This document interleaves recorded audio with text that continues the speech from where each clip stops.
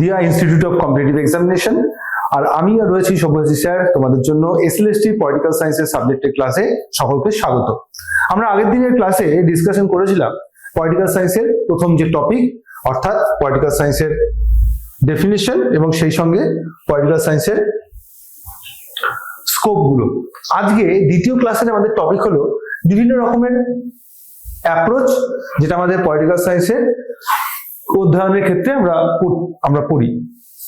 এই বিভিন্ন অ্যাপ্রোচ গুলো সম্পর্কে আমরা ডিটেলসে জানবো। তার আগে বলে রাখি তোমরা কিন্তু রেগুলার ওয়েতে প্রত্যেকটা যে টপিক আমি ডিসকাশন করাচ্ছি বা প্রত্যেকটা যে ক্লাস তোমরা করছো সেই ক্লাস অনুযায়ী কিন্তু নিজেদের মতো করে স্টাডি করো, রিভিশন করো। রিভিশন, স্টাডি এবং সেই সঙ্গে প্রিভিয়াস ইয়ারের কোশ্চেন যেগুলো আমি ডিসকাশন করে দিচ্ছি ক্লাসের মধ্যেই সেই রকম প্রশ্নগুলোকে অ্যাটেন্ড করার চেষ্টা করো নিজে নিজে। চলো তাহলে স্টার্ট করি।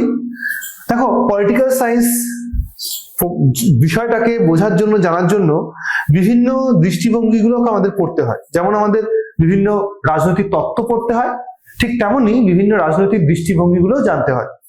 এখন রাজনৈতিক দৃষ্টিভঙ্গির মাধ্যমে আমরা যখন এই প্রচলিত এবং সেই সঙ্গে আধুনিক বিভিন্ন যে দৃষ্টিভঙ্গিগুলো রয়েছে সেগুলোকে ব্যবহার করি রাষ্ট্রবিজ্ঞানকে বোঝার জন্য, তখন আমাদের এটা খুব প্রয়োজন যে দৃষ্টিভঙ্গি মানে কি সেটা বোঝার। দেখো, দৃষ্টিভঙ্গি হলো একটি বিশেষ দৃষ্টি, একটি বিশেষ ভাবে দেখার একটা ওয়ে। অর্থাৎ একজন ব্যক্তি একটি নির্দিষ্ট বিষয়কে যেমন ভাবে দেখবে আর একজন ব্যক্তি যে সেভাবেই দেখবে তার কিন্তু কোনো গ্যারান্টি নেই। আমাদের সমাজে বিভিন্ন রকমের মানুষ আমরা বসবাস করি, বিভিন্ন রকমের মানুষ বিভিন্ন রকমের ভাবনা চিন্তার মাধ্যমে আমাদের সমাজকে বোঝায়, শেখায় এবং সেই অনুযায়ী আমরা দেখব প্রত্যেকটা ক্ষেত্রে রাষ্ট্রবিজ্ঞানের এই দৃষ্টিভঙ্গিগুলো রাষ্ট্রবিজ্ঞানকে বোঝার জন্য অত্যন্ত গুরুত্বপূর্ণ বিষয়। এখন আমাদের রাষ্ট্রবিজ্ঞানের আলোচনার ক্ষেত্রে এই দৃষ্টিভঙ্গির অর্থটাকে যদি বুঝতে হয় তাহলে এরকম বিষয়টা দাঁড়াবে যে একজন ব্যক্তি সে কোন একটি দরজাকে দেখছে, যে দরজাটা অর্ধেক খোলা আছে আর অর্ধেক বন্ধ আছে, আর একজন ব্যক্তিও সেটাই দেখতে পাচ্ছে এবং তাদের মধ্যে দেখার কিন্তু দৃষ্টিভঙ্গি দুজনের যে সেম হবে তার কোনো গ্যারান্টি নেই। এই ব্যক্তি যেভাবে দেখছে এই ব্যক্তি কিন্তু সেই আঙ্গিক থেকে নাও দেখতে পারে। ঠিক এখানে যেরকম বিভিন্ন ব্যক্তির দেখার আঙ্গিকটা অন্যরকম হয় বা হতে পারে, ঠিক তেমনি রাষ্ট্রবিজ্ঞানীদের মধ্যেও আমরা এরকম বিভিন্ন দৃষ্টিভঙ্গি রাখার ব্যক্তিদেরকে আমরা বিভিন্ন রকম ভাবে আইডেন্টিফাই করতে পারি। কেউ রয়েছেন যিনি আদর্শবাদী দৃষ্টিভঙ্গিকে সাপোর্ট করেন, আবার কেউ রয়েছেন যিনি মার্ক্সবাদী দৃষ্টিভঙ্গিকে সাপোর্ট করেন, আবার কেউ রয়েছেন যিনি ট্র্যাডিশনাল কোন একটা এমন কনসেপ্টকে ব্যবহার করেন বা দৃষ্টিভঙ্গিকে ব্যবহার করেন যা কিনা মানুষের আচরণ নিয়ে আলোচনা করে। এখানে দেখো ট্র্যাডিশনাল অ্যাপ্রোচ গুলো আমি ওয়ান বাই ওয়ান দেখাচ্ছি। ট্র্যাডিশনাল অ্যাপ্রোচ গুলোর মধ্যে আমরা কিছুটা হিস্টোরিক্যাল, লিগাল এবং সেই সঙ্গে ফিলোসফিক্যাল অ্যাসপেক্টস পাবো, যেগুলো basically dominated political science until the early 20th century. মানে 20 শতকের শুরু পর্যন্ত এই ট্র্যাডিশনাল যে অ্যাপ্রোচ গুলো রয়েছে এই ট্র্যাডিশনাল অ্যাপ্রোচ গুলোই কিন্তু রাষ্ট্রবিজ্ঞানের পুরো ক্ষেত্রটাকে প্রভাবিত করে রেখেছিল। তাহলে আমরা দেখে নেব ফিলোসফিক্যাল অ্যাপ্রোচ বলতে কি বোঝায়। দেখো, দার্শনিক দৃষ্টিভঙ্গি হচ্ছে সেই দৃষ্টিভঙ্গি যার মাধ্যমে জাস্টিস, রাইটস, মোরালিটি এবং আইডিয়াল গভর্নেন্স সংক্রান্ত বিষয় নিয়ে আলোচনা হবে। অর্থাৎ এখানে এই দৃষ্টিভঙ্গিতে জাস্টিসের উপর জোর দেওয়া হয়, এই দৃষ্টিভঙ্গিতে অধিকারের উপর জোর দেওয়া হয়, মোরালিটির উপর জোর দেওয়া হয় এবং আইডিয়াল গভর্নেন্স সিস্টেমের উপর জোর দেওয়া হয়। এই দৃষ্টিভঙ্গির অন্যতম সাপোর্টার হলেন প্লেটো, হলেন অ্যারিস্টটল, রুশো এবং কান্ট। এই দৃষ্টিভঙ্গির ক্ষেত্রে কিছু সমালোচনা করা হয়, যেমন ইট ইজ টু থিওরিটিক্যাল, অত্যন্ত তাত্ত্বিক আলোচনা করে এখানে, আর তাত্ত্বিক আলোচনা করা হয় এবং বাস্তব জীবনে প্রয়োগ করাটা বেশ একটা জটিল বিষয়, একটা কঠিন বিষয়। অন্যতম এই সময়ের গ্রন্থ বলতে আমরা পলিটিক্স গ্রন্থের কথা বলবো, যেটা এই ফিলোসফিক্যাল অ্যাপ্রোচের অন্যতম একটি অ্যাপ্রোচ। অ্যারিস্টটলের পলিটিক্স গ্রন্থে সেই ফিলোসফিক্যাল অ্যাপ্রোচেরই কিন্তু আমরা প্রকাশ দেখতে পাই। দ্বিতীয় যে পোর্শনটা হচ্ছে হিস্টোরিক্যাল অ্যাপ্রোচ। ঐতিহাসিক দৃষ্টিভঙ্গি অনেকটাই ঐতিহাসিক ইভেন্টস, বিভিন্ন বিপ্লব এবং সেই সঙ্গে পলিটিক্যাল ইনস্টিটিউশন গুলোর কথা বলে। এখানে ঘটনাবলী সঙ্গে সঙ্গে বিভিন্ন বিপ্লবের ইনসিডেন্ট, রাজনৈতিক প্রতিষ্ঠানগুলোর বিভিন্ন গুরুত্ব, সেগুলোকে আলোচনা করা হয়। মেকিয়াভেলি থেকে শুরু করে হেগেল, মার্কস এরা হলেন হিস্টোরিক্যাল অ্যাপ্রোচের অন্যতম তাত্ত্বিক। এক্সাম্পল হিসেবে আমরা ফরাসি বিপ্লবের কথা বলতে পারি। 1789 এর ফরাসি বিপ্লবের যে উদ্ভব, সাম্য, মৈত্রী ও স্বাধীনতাকে সামনে রেখে, তা কিন্তু এই ঐতিহাসিক দৃষ্টিভঙ্গিরই উদাহরণ।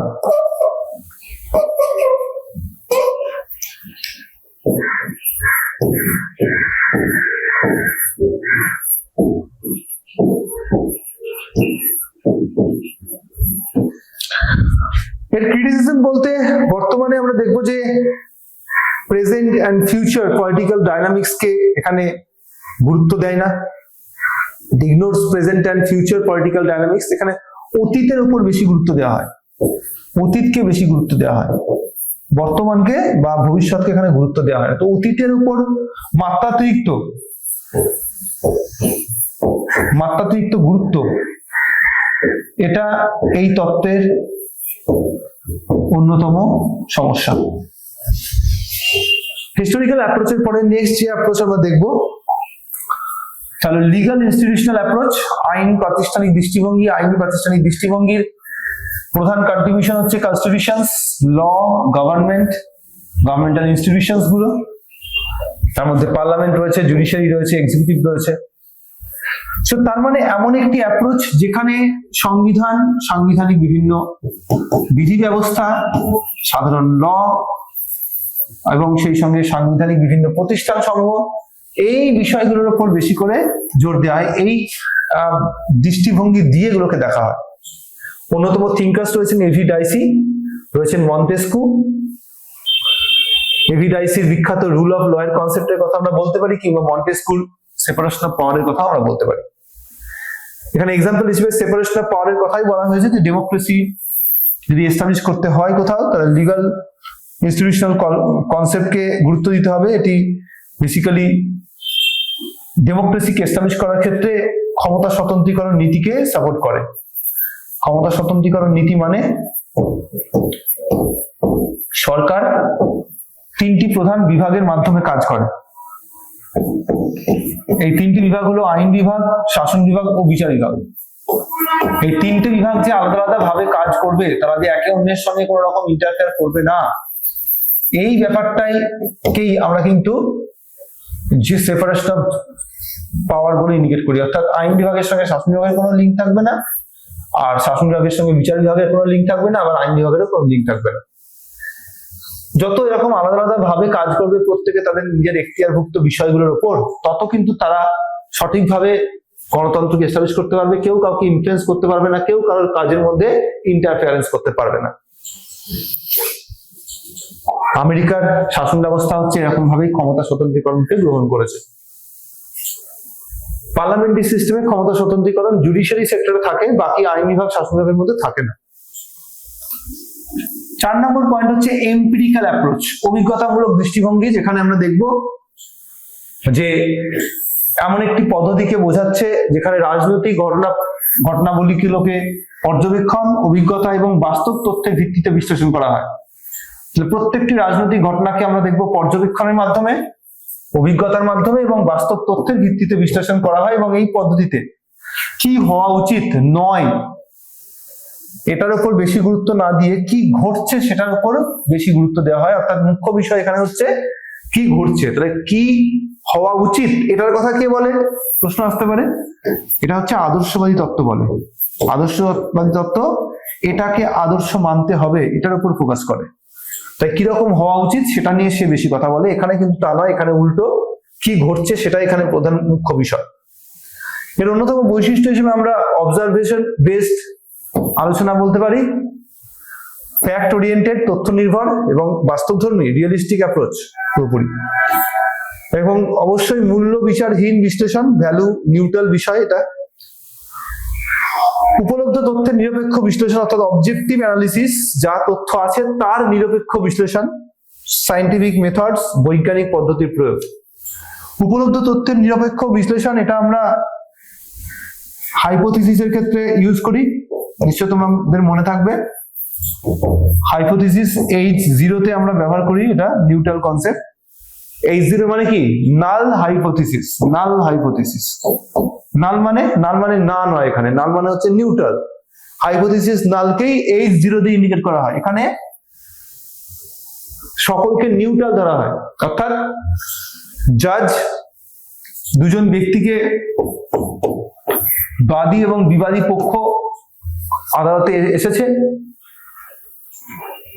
জাজও জানে যে এখানে এ অপরাধী, বি নিরপরাধ, একে অন্যের বিরুদ্ধে অ্যালিগেশন করছে কোনো বিষয় নিয়ে। কিন্তু জাজ যদি প্রথমেই এ অপরাধী ধরে নিয়ে শুরু করে, তাহলে তারা নিউট্রাল বেস অ্যাক্টিভিটি হয় না। জাজ যখন কোনো ব্যক্তিকে বা কোনো ব্যক্তি এবং ব্যক্তির বিরুদ্ধে দুই পক্ষের কথা শুনবে, বিচার করবে, তখন সে কিন্তু জাজের কাছে দুজনেই নিউট্রাল, জাজের কাছে দুজনেই নিরপরাধ। তাই জাজ নাল হাইপোথিসিসকে মাথায় রেখে তার জাজমেন্টটা শুরু করবে। এরপরে টেস্টের মাধ্যমে প্রমাণ করা হবে, পুলিশ তার ইনভেস্টিগেশন, ফিঙ্গারপ্রিন্ট, তার প্রমাণ এগুলো দাখিল করবে, যার বেসিসে প্রমাণিত হবে এই ব্যক্তি হচ্ছে অন্যায় করেছে, তখন জাজ তাকে সাজা দেবে। তাহলে প্রথমে জাজ কিন্তু এই হাইপোথিসিস 0 বা নাল হাইপোথিসিস ভেবে নিয়ে জাজমেন্ট দেবে। এখানেও তাই, অভিজ্ঞতামূলক বা এমপিরিক্যাল অ্যাপ্রোচের মধ্যে আমরা তাই পাবো। সেখানেও কিন্তু নিউট্রাল বেসিসে সবকিছু চেকিং করা হয়, অর্থাৎ কোন রকম বায়াসনেস এখানে দেখতে পাওয়া যায় না। এবং ভ্যালু নিউট্রাল মানে হচ্ছে এখানে কিন্তু সবসময় কোনো একটা পক্ষকে বেশি গুরুত্ব দেওয়া, কাউকে কম গুরুত্ব দেওয়া, এরকম কোন রকম প্র্যাকটিস এখানে হয় না। চলে আসবো নেক্সট উদাহরণ হিসেবে। এখানে দেখো, ধরো তুমি জানতে চাও যে যুব সমাজ কিভাবে ভোট দেয়। এটা সব থেকে ভালো হয় সাইকোলজিক্যাল বা সোশিওলজির কনসেপ্টের মধ্যে, সেখানে জনগণের ভাবনা চিন্তার উপর আলোচনা করা হয়। এই অবস্থায় অভিজ্ঞতামূলক পদ্ধতিতে তথ্য সংগ্রহ করতে হবে, কারণ তথ্য নিয়ে সে বিশ্লেষণ করে। যেমন ভোটের রেকর্ড, জরিপ মানে পুরোটাকে চেকিং করা, সাক্ষাৎকার নেওয়া ভোটারদের, এর মাধ্যমে বোঝা যাবে যে তারা বাস্তবে কি করছে, এবং কেবল ধারণা তৈরি হবে না, তার সঙ্গে বাস্তব ইনফরমেশন পাওয়া যাবে। অভিজ্ঞতামূলক পদ্ধতি রাষ্ট্রবিজ্ঞানকে আরো বৈজ্ঞানিক এবং বাস্তবধর্মী করে তোলে, এবং এটি রাজনৈতিক বিশ্লেষণকে মূল্য বিচার থেকে দূরে রেখে তথ্য এবং গবেষণার উপর ভিত্তি করে গড়ে ওঠে। এখানে তথ্য এবং গবেষণাকে বেশি গুরুত্ব দেওয়া হয়। অন্যতম সাপোর্টার হলেন ডেভিড ইস্টার্ন, গ্যাব্রিয়েল অ্যামলন, রবার্ট ডাল, ইনারা। এইভাবে আমরা দেখতে পাচ্ছি যে অভিজ্ঞতামূলক পদ্ধতি কিন্তু রাষ্ট্রবিজ্ঞানকে একটি বৈজ্ঞানিক এবং বাস্তবধর্মী তথ্য নির্ভর একটি দৃষ্টিভঙ্গির উপর দাঁড় করিয়েছে। চলে আসছি আমরা নেক্সট মডার্ন অ্যাপ্রোচ। এতক্ষণ ধরে আমরা ট্র্যাডিশনাল অ্যাপ্রোচ দেখছিলাম, ট্র্যাডিশনাল অ্যাপ্রোচের মধ্যে আমরা একাধিক অ্যাপ্রোচ সম্পর্কে জানলাম। এবার আমরা মডার্ন অ্যাপ্রোচ গুলোর উপর দেখবো, যেটা 20th সেঞ্চুরির পরবর্তীকালে কিন্তু জনপ্রিয় হয়ে উঠছে। So the modern approach emerged into the 20th century and used scientific, empirical and behavioral methods to study politics. This is modern approach. The modern approach আমরা কি দেখতে পাচ্ছি? আধুনিক দৃষ্টিভঙ্গি হলো বিজ্ঞানসম্মত, পরিসংখ্যান ভিত্তিক এবং অবশ্যই বিহেভিয়ারাল পদ্ধতির উপর বা এম্পিরিক্যাল এন্ড বিহেভিয়ারাল পদ্ধতির উপর ব্যবহার করে, এগুলোর উপর বেস করে তৈরি হয়েছে। তাহলে এখানে মানুষের আচরণকে গুরুত্ব দেওয়া হয়, মানুষের আচরণকে এখানে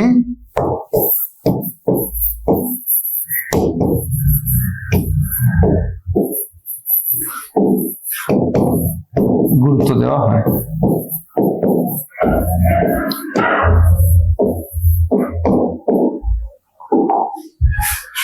চলে আসবো বিহেভিয়ারাল অ্যাপ্রোচ, আচরণবাদী দৃষ্টিভঙ্গি কি বলছে থিঙ্কার্সরা। অন্যতম থিঙ্কার্স হচ্ছেন David Easton, Robert Dahl, Gabriel অ্যামলন। এক্সাম্পল হিসেবে studying voting patterns, political participations and as well as mass movements. এই বিষয়গুলোকে জানার জন্য, মানুষের আচরণ সম্পর্কে খেয়াল রাখতে হয়, আচরণ সম্পর্কে স্টাডি করতে হয়। সমালোচনা বলতে it ignores ideology and values in politics. So ideology ভ্যালুর এখানে কোনো দাম নেই। এখানে বেসিক্যালি ফোকাস করা হয় রিয়েল ডেটার উপর। ব্যক্তি এবং গোষ্ঠীর বাস্তব রাজনৈতিক আচরণ অধ্যয়ন করেই এখানে যাবতীয় সিদ্ধান্ত গৃহীত হয়। উদাহরণ হিসেবে আমরা নির্বাচন প্রক্রিয়ায় ভোটারদের আচরণ এবং রাজনৈতিক অংশগ্রহণের বিশ্লেষণ করেই ফাইন্ড আউট করতে পারবো যে ভবিষ্যতে কে সরকার গড়তে পারে বা কোন দলকে বেশিরভাগ মানুষ ভোট দিয়েছে, বুথ ফেরার সমীক্ষাতে যেটা হয়। সমালোচনা হিসেবে এটি মৌলিক আদর্শ এবং মূল্যবোধ থেকে বেশি গুরুত্ব দেয় না, মূল্যবোধকে বেশি গুরুত্ব দেয় না, আদর্শকে গুরুত্ব দেয় না। এখানে বেশি গুরুত্ব দেওয়া হয় কার উপর? আচরণের উপর, রাজনৈতিক আচরণের উপর গুরুত্ব দেওয়া হয়। কিন্তু সব আচরণ নিয়ে আলোচনা করে না, শুধু রাজনৈতিক আচরণ নিয়ে আলোচনা করে। তো এই হচ্ছে আমাদের প্রথম মডার্ন অ্যাপ্রোচ, বিহেভিয়ারাল অ্যাপ্রোচ। পরের যে অ্যাপ্রোচটা আমরা ফোকাস করবো তা হচ্ছে সিস্টেম অ্যাপ্রোচ। সিস্টেম অ্যাপ্রোচের ক্ষেত্রে আমরা politics is viewed as a system that interacts with their environment. অন্যতম থিঙ্কার্স হচ্ছেন ডেভিড ইস্টন। এক্সাম্পল হিসেবে এখানে how public demands are converted into politics, অর্থাৎ যেটাকে আমরা আউটপুট বলছি, সেই আউটপুটটার মাধ্যমে এখানে আইডেন্টিফাই হবে যে পার্টিকুলার সিস্টেম অ্যাপ্রোচটা কিভাবে কাজ করছে। তাহলে পাবলিক যে ডিমান্ড করছে সেই ডিমান্ডটা হচ্ছে ইনপুট, আর যার উপর বেস করে কোনো পলিসি ইমপ্লিমেন্ট হচ্ছে, সরকার কোনো পলিসি ইমপ্লিমেন্ট করছে, দ্যাট ইজ আউটপুট। ইনপুট এবং আউটপুটের একটা মিশ্রণই হচ্ছে সিস্টেম থিওরি দৃষ্টিভঙ্গি বা সিস্টেম অ্যাপ্রোচ দৃষ্টিভঙ্গি। রাজনীতিকে একটি ব্যবস্থা হিসেবে এখানে দেখা হয় এবং যা সমাজের সাথে যোগাযোগ করে বা সমাজের সঙ্গে যোগাযোগ তার বাই ডিফল্ট কানেকশন থাকে। উদাহরণ হিসেবে জনগণের চাহিদা কিভাবে সরকারি নীতিকে পরিণত হয় সেটা এখানে আলোচনা করা হয়। সমালোচনা বলতে এটি একটি বিমূর্ত ধারণা, বাস্তব ক্ষমতার লড়াই বিশ্লেষণ এখানে করা হয় না, বাস্তব বিষয়কে এখানে গুরুত্ব দেওয়া হয় না, এটা পুরোটাই বিমূর্ত কনসেপ্টের উপর দাঁড়িয়ে আছে। নেক্সট হচ্ছে স্ট্রাকচারাল, 3 নম্বর, স্ট্রাকচারাল ফাংশনাল অ্যাপ্রোচ বা কাঠামো কার্যগত দৃষ্টিভঙ্গি। এতক্ষণ অবধি যে দৃষ্টিভঙ্গিগুলো আমরা দেখছিলাম তাতে কিন্তু কোনো কাঠামো বা কোনো রকম স্ট্রাকচারাল কোনো অথরিটি সম্পর্কে আমরা দেখিনি। এবার কিন্তু পলিটিক্যাল স্ট্রাকচারের উপর ফোকাস করতে বলছে, ফাংশনের উপর ফোকাস করতে বলছে। সোসাইটিতে various types of governmental structure রয়েছে। আমরা লেজিসলেটিভ বডি স্ট্রাকচার জানি, এক্সিকিউটিভ বডি স্ট্রাকচার জানি বা জুডিশিয়ারি স্ট্রাকচার জানি। উদাহরণ হিসেবে আমাদের ভারতবর্ষের মতো কান্ট্রিতে লেজিসলেটিভ আর এক্সিকিউটিভ দুটোর ক্ষেত্রে আমরা কি দেখতে পাবো? দুটোই ফেডারেল স্ট্রাকচার ফলো করে। কিন্তু আমরা এটা যখন আমরা জুডিশিয়ারিতে দেখতে পাবো, তাহলে জুডিশিয়ারি দেখবো ইন্ডিয়া ইউনিটারি স্ট্রাকচারকে ফলো করে। তাহলে এই স্ট্রাকচারগত দিকগুলোকে এখানে ইন্ডিকেট করা হয়েছে। Supreme Court, High Court and district কোর্টের যে স্ট্রাকচার, এগুলো সব হচ্ছে এই কাঠামো কার্যগত কনসেপ্টের সঙ্গে কানেক্টেড। এখানে রাজনৈতিক কাঠামো এবং তাদের ভূমিকা বিশ্লেষণ করা হয়। উদাহরণ হিসেবে সংসদ, বিচার ব্যবস্থা এবং শাসন বিভাগীয় শাখার ভূমিকা বিশ্লেষণের কথা বলা যেতে পারে। সমালোচনা হিসেবে এটি ধরে নেয় যে সব রাজনৈতিক ব্যবস্থা স্থিতিশীল এবং সবসময় তা, কিন্তু বাস্তবে কিন্তু তা সবসময় সত্য নয়। তো স্থিতিশীল ধরে নেওয়াটা উচিত নয়, কারণ এটা একটা ডাইনামিক বিষয়। রাষ্ট্রবিজ্ঞান ডাইনামিক বিষয়, তাই এখানে কিন্তু পরিবর্তন ক্রমাগত ঘটে চলেছে। তো সেই পরিবর্তনকে এখানে কিন্তু গুরুত্ব দেওয়া হয় না। মার্কসিস্ট অ্যাপ্রোচ, মার্কসিস্ট দৃষ্টিভঙ্গি একদম অন্যরকম কথা বলে। Politics viewed as struggle between economic classes. আমরা দেখবো কার্ল মার্কস সোসাইটির বেস বলতে ইকোনমিকে ইন্ডিকেট করেছেন এবং ইকোনমির উপর বেস করে সবকিছু দাঁড়িয়ে আছে, অর্থাৎ বেসিক স্ট্রাকচারের উপর দাঁড়িয়ে আছে সুপার স্ট্রাকচার। এক্সাম্পল হিসেবে আমরা রাশিয়ান রেভলিউশনের কথা বলতে পারি 1917, সেখানে রাইজ অফ কমিউনিজম, সমাজতান্ত্রিক ব্যবস্থার প্রতিষ্ঠা। ক্রিটিসিজম বলতে এখানে ওভার এমফাসাইজ ক্লাস স্ট্রাগলের উপর বেশি জোর দেওয়া হয়েছে। মানব সমাজ সবসময় ক্লাস স্ট্রাগলের ইতিহাস নয়, মানব সমাজে ক্লাস স্ট্রাগল ছাড়া আরো বিভিন্ন বিষয় রয়েছে, সেখানে কিন্তু এগুলোকে পুরোপুরি ডিনাই করা হয়। রাজনীতিকে শ্রেণী সংগ্রাম হিসেবে দেখেছেন তিনি, রুশ বিপ্লবের কথা, এবং সেই সঙ্গে শ্রেণী সংগ্রামকে অতিরিক্ত গুরুত্ব দিয়ে এই তত্ত্ব কিন্তু নিজের পায়ে কুড়ুল মেরেছে, অর্থাৎ নিজেই নিজের রাজনৈতিক তত্ত্বকে ক্ষেয় করে দিয়েছে। নেক্সট চলে আসবো আমরা পোস্ট বিহেভিয়ারাল অ্যাপ্রোচ, উত্তর আচরণবাদী দৃষ্টিভঙ্গি। আচরণবাদী দৃষ্টিভঙ্গি আমরা দেখেছিলাম, সেখানে মানুষের আচরণ নিয়ে বেশি গুরুত্ব দেওয়া হয়। উত্তর আচরণবাদী দৃষ্টিভঙ্গি কি বলছে? Post behavioural approach is the reaction against the limitations of the behavioural approach. তাহলে বিহেভিয়ারাল অ্যাপ্রোচে কিছু লিমিটেশন ছিল, সেই লিমিটেশনকে এখানে কি করা হচ্ছে? কিওর করা হচ্ছে। In political science, it emphasized that political research must not only be scientific and factual, but also socially relevant, value-laden and action-oriented.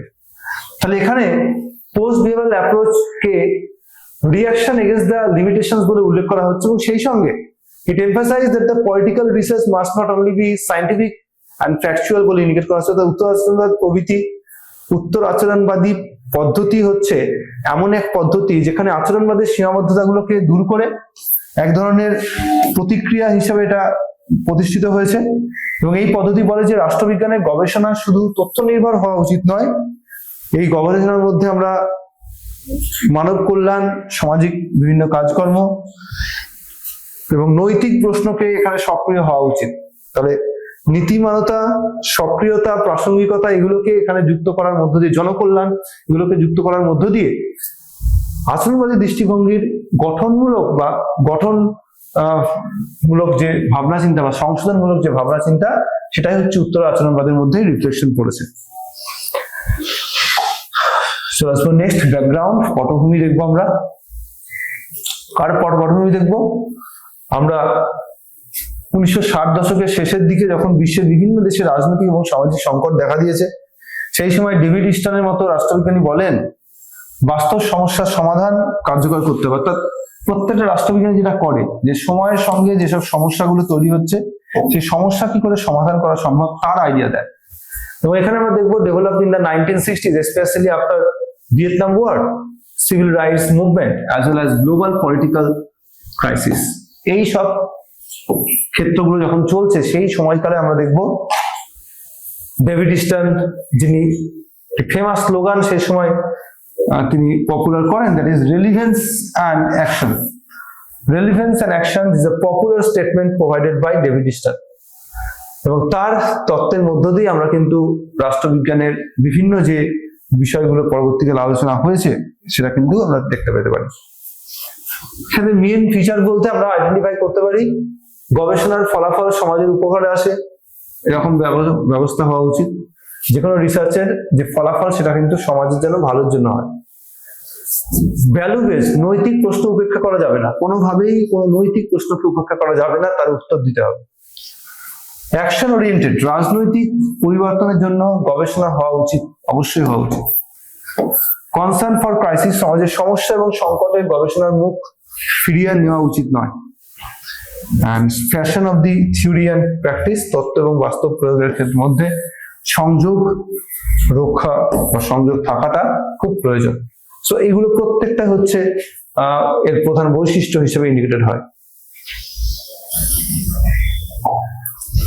চলে আসবো নেক্সট এক্সাম্পল হিসেবে আমরা, if a country is functioning, একটি দেশ দারিদ্র এবং খাদ্য সংকট চলছে, তাহলে পড়ো উত্তর আচরণবাদ কি বলবে? মানে উত্তর আচরণবাদ বলবে রাষ্ট্রবিজ্ঞানের কাজ শুধু তথ্য সংগ্রহ নয়, এবং বরং এমন গবেষণা করা যায় এই সমস্যাগুলোর সমাধান সাহায্য করবে। তাহলে এটা ওয়ান কাইন্ড অফ সমস্যার সমাধানের ধারণা জিজ্ঞেস করছে। তো সেটা যদি আমাদের বলতে হয় তাহলে আমাদের বলতে হবে যে উত্তর আচরণবাদ হচ্ছে এমন একটি ধারণা বা এমন একটি তত্ত্ব, যে তত্ত্ব রাষ্ট্রবিজ্ঞানের রিসার্চে আমাদেরকে সাহায্য করে এবং ফোকাস থাকতে সাহায্য করে, বিভিন্ন সমস্যাগুলোর সমাধান করতে সাহায্য করে। নেক্সট ওয়ান, ডিফারেন্ট ফ্রম বিহেভিয়ারালিজম, অর্থাৎ বিহেভিয়ারালিজম অ্যাপ্রোচ আর পোস্ট বিহেভিয়ারাল অ্যাপ্রোচের মধ্যে ফারাক। একটাকে আমরা পড়েছি দুটোকেই, এবার এখানে তার মধ্যে ফারাকটা দেখে নেবো। এরকম করে তোমরাও কিন্তু ম্যাক্সিমাম ক্ষেত্রে যেগুলো ফারাক বলে কোশ্চেন দেয়, পার্থক্য বলে, সেগুলো এরকম করে চার্ট করে নিতে পারো। ফার্স্ট ওয়ান ভ্যালু নিউট্রাল, দুটোই মধ্যে বিহেভিয়ারাল অ্যাপ্রোচ হচ্ছে value neutral, post behavioural approach হচ্ছে value based. Number 2 focus on method, number 2 focus on relevance, রেলিভেন্সের উপর বেশি ফোকাস করে। নাম্বার 3 সায়েন্টিফিক অ্যানালিসিস, এটাও অবশ্যই সায়েন্টিফিক অ্যানালিসিস হবে। Number 4 that is data centric, এটাও তাই ডেটা সেন্ট্রিক। সো এইগুলো হচ্ছে আমাদের different types of behavioral approach and post behavioral approach এর indication. The post behavioralism is a progressive and humanistic development in political science, মানে আচরণবাদী রাষ্ট্রবিজ্ঞানকে একটি সচেতন, মানবিক এবং বাস্তবধর্মী পথে পরিচালিত করে। এটি বলে কেবল গবেষণাই নয়, সেই গবেষণা যেন মানব কল্যাণে কার্যকর হয় এমন গবেষণা করা উচিত। সেটাও যদি আমরা দেখব নিশ্চিত হচ্ছে না, সেটা যদি নিশ্চিত না হয় তাহলে কিন্তু কোনোভাবেই এই বিষয়টাকে আলোচনা করা সম্ভব নয়। চলে আসবো আমরা নেক্সট, পোস্ট মডার্নিজম, উত্তর আধুনিকতাবাদ। এটা আরেকটি গুরুত্বপূর্ণ দৃষ্টিভঙ্গি আধুনিক কালের। Post modernism is a critical approach that challenges universal truths, objectivity and fixed ideologies in politics. উত্তর আধুনিকতাবাদ হলো এমন একটি দৃষ্টিভঙ্গি যা রাজনৈতিক চিন্তায় সার্বজনীন সত্য, নিরপেক্ষতা এবং স্থায়ী মতবাদগুলিকে চ্যালেঞ্জ করে। ফিচার হিসেবে আমরা rejection of universal truth.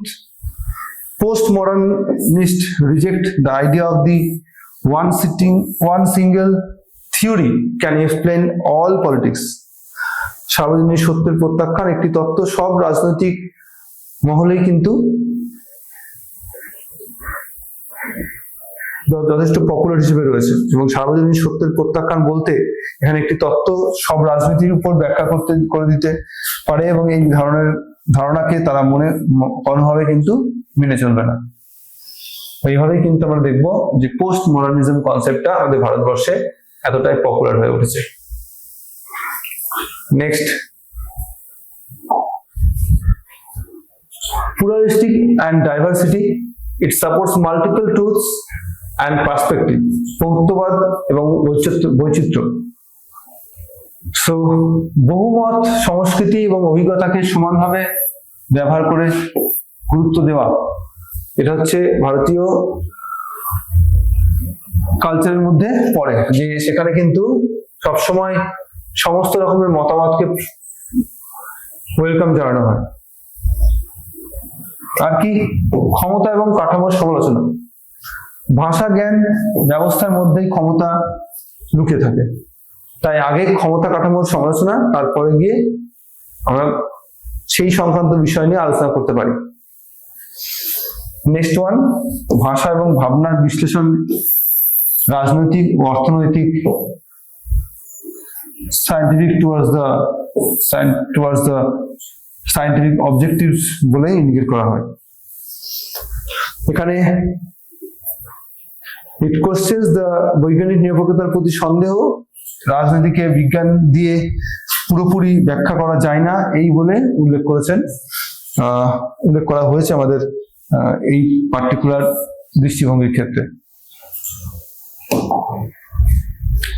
Next important থিঙ্কার্সে চলে আসবো আমরা।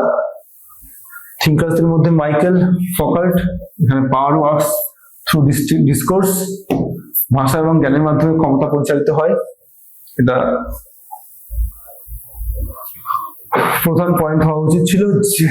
Jacques ডেরিদা,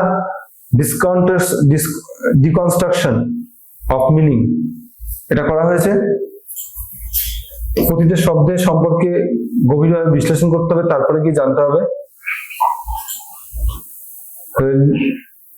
Loitered critique of meta narratives, বড় ধরনের একমাত্র সত্য কাহিনী বিরোধিতা করা, যা কিনা রিচার্ড পর্টি, যিনি truth is what to works and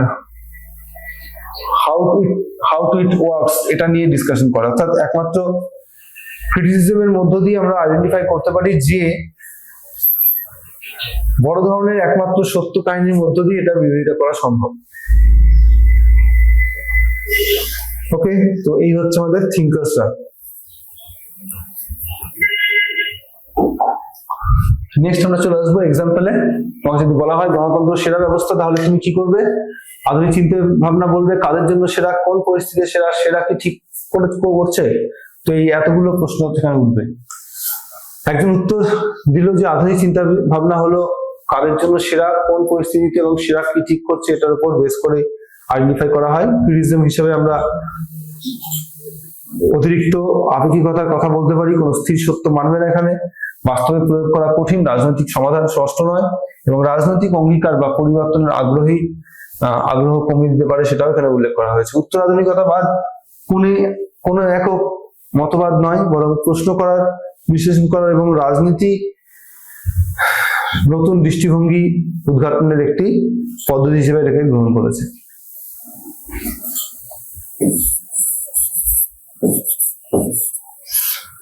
next,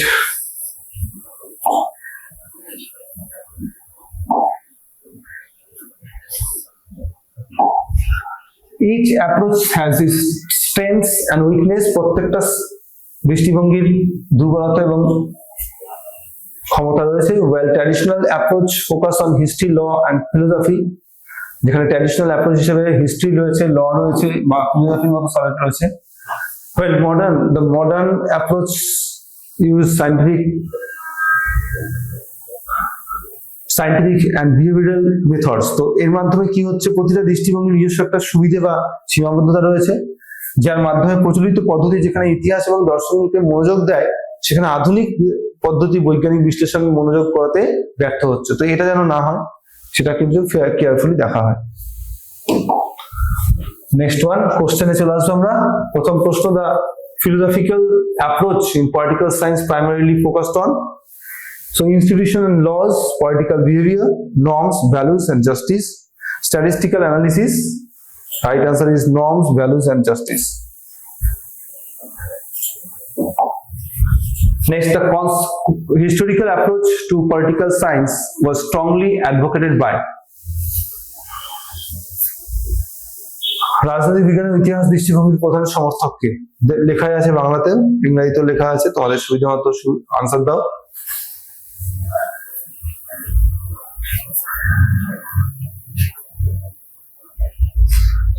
so right answer হচ্ছে এখানে হেগেলের তত্ত্বে আমরা এখন পাই, দেওয়া আছে। Next, which of the following scholars is associated with the legal institutional approach? So কোনটি রাইট আনসার?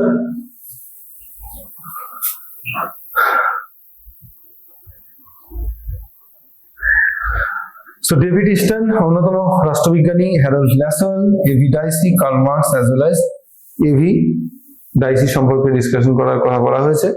সো অলরেডি সেটা নিয়ে কিন্তু আমরা ডিসকাশন করব in future class. Next, the behavioral approach in political science emerged in, কোথায় emerged হয়? So right answer হচ্ছে 20th সেঞ্চুরিতে এটা emerge করে। 5 নম্বর, who introduced the concept of political system? So রাজনৈতিক বিজ্ঞানের রাজনৈতিক ব্যবস্থা বা পলিটিক্যাল সিস্টেম ধারণাটি ব্যাখ্যা করার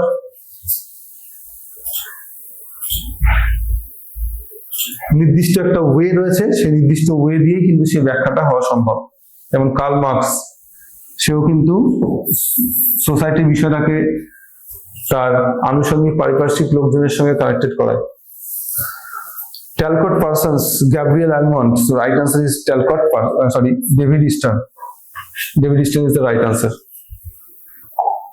Next, the structural functional approach was developed by Plato, Talcott Parsons and Machiavelli, Aristotle. So right answer was Talcott Parsons and Gabriel Almond. The right answer. According to Karl Marx, the driving force of politics is, so Karl মার্কসের মতে রাজনীতির মূল চালিকা শক্তি কি যদি জিজ্ঞেস করা হয়, তাহলে আমি বলবো ল হচ্ছে এখানে সেই জিনিস যেটাতে দেশ চলে, রিলিজিয়ন হচ্ছে সোসাইটির একটি গুরুত্বপূর্ণ বিষয়, ক্লাস স্ট্রাগল হচ্ছে one of the most important বিষয়। এখানে কার্ল মার্কস সেটার কথাই বলেছেন, শ্রেণী সংগ্রামের কথা। So right answer option B. Next question, নেটের প্রশ্ন দেখতে পাচ্ছ, who is the main proponent of the behavioural approach of the political science? So রাজনৈতিক বিজ্ঞানে আচরণবাদী দৃষ্টিভঙ্গির প্রধান প্রবক্তা হলেন, এক্ষেত্রে আমরা Aristotle, David Easton, Robert Dahl, Harold Lasswell এগুলোর কথা বলতে পারি, বাট এগুলো প্রত্যেকটা কিন্তু কোনোটাই ডিপেন্ডস অন স্যান্ড নয়। দ্বিতীয় নেটের প্রশ্ন 2021 সালের, which approach focused on the role of political structures that and their function? Okay, next আমরা পরের প্রশ্নটা করবো, এটা রাইট আনসার তো বললাম, স্ট্রাকচারাল ফাংশনাল অ্যাপ্রোচ হিসেবে ইন্ডিকেটেড হবে। নেক্সট প্রশ্ন হচ্ছে, এটাও পিজিটির প্রশ্ন, কোন দৃষ্টিভঙ্গি রাজনৈতিক বিজ্ঞানকে একটি অন্তঃসংযুক্ত ব্যবস্থা হিসেবে বা এটাকে ইন্টার কানেক্টেড সিস্টেম বলে উল্লেখ করেছেন? সো সিস্টেম অ্যাপ্রোচ কনসেপ্ট বা দৃষ্টিভঙ্গি এটাকে পুরোপুরি একটি আন্তঃসংযুক্ত ব্যবস্থা হিসেবে ইন্ডিকেট করেছেন। তো এই হলো আজকে আমাদের টোটাল দ্বিতীয় ক্লাসের বিষয়। সেই বিষয়ের সঙ্গে সঙ্গে প্রিভিয়াস এর কোশ্চেন আর তার সঙ্গে সঙ্গে কি ধরনের প্রশ্ন আসতে পারে তার আইডিয়া। তো ভালো করে, খুব ভালো এটাকে তৈরি করে নাও, এবং সেই সঙ্গে বিভিন্ন অ্যাপ্রোচ গুলোর, রাষ্ট্রবিজ্ঞানীদের নাম, সেই অ্যাপ্রোচ গুলোর প্রধান প্রধান বক্তব্য কি, প্রয়োজনে যেরকম করে আমি স্ট্রাকচার ভাগ করে দিয়েছিলাম, কি পোস্ট বিহেভিয়ারালের সঙ্গে বিহেভিয়ারাল অ্যাপ্রোচের ফারাক, বা উত্তর আধুনিক কনসেপ্টের কি ফারাক রয়েছে, বা তার আগে ট্র্যাডিশনাল তত্ত্বগুলোর আদর্শবাদের সঙ্গে মার্ক্সবাদের তত্ত্বের কি ফারাক, এইভাবে কিন্তু ভাগ করে নাও। So thank you. নেক্সট ক্লাসে আবার দেখা হচ্ছে নতুন টপিক নিয়ে। আশা করছি তোমরা বিষয়টা বুঝতে পেরেছো। কোনো ডাউট থাকলে তোমরা অবশ্যই ঠিক নিজের মতো করে পড়ে নাও, সেই ডাউটটা দেখবে ক্লিয়ার হয়ে যাবে, আর না হলে আমাদের ক্লাস তো রয়েছে।